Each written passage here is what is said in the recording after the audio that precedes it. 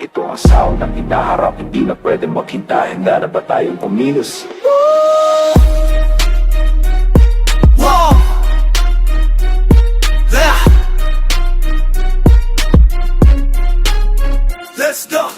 Maraming boses na nagbubulungan sa dilim. Mga konser na laging online kung humilin. Puro puna, puro mura, puro salita. Pero pagdating sa labas, wala namang makita. Sawakan na bang ikwento na lang ang hirap, na ang problema ay parang tambuhan lang. Ibitak, huwag kang matakot umalis sa kinasanayan, dahil ang tunay na simula na sa ating pananaw. Isang Pilipinas, tama na ang tulog. Ito na ang oras, huwag nang magpapobos. Walang sisisihin, walang magliligtas. Kung hindi tayo, sino pa ba ang aksyon kapatam? Bangon Pilipinas, simulan na. Ngayon ang unang hakbang.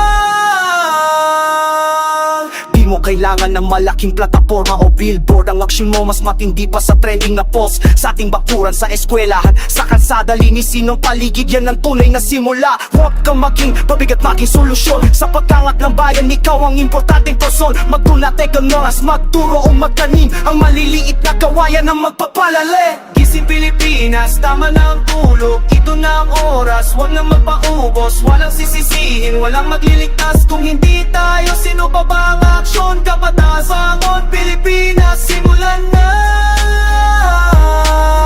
Ngayon ang unang hakbang.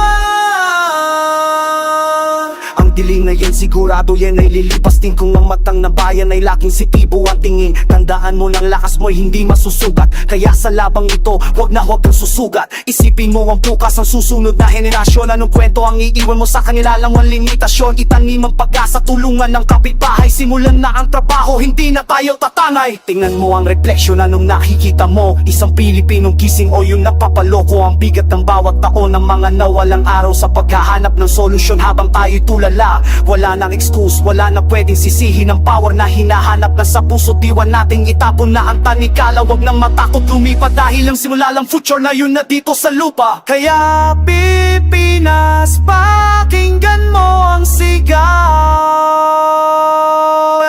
Gising Pilipinas, tama na ang tulog. Ito na ang oras, huwag nang magpaubos. Walang sisihin, walang magliligtas. Kung hindi tayo, sino pa ba ang aksyon kapatas? Bangon Pilipinas, simulan na.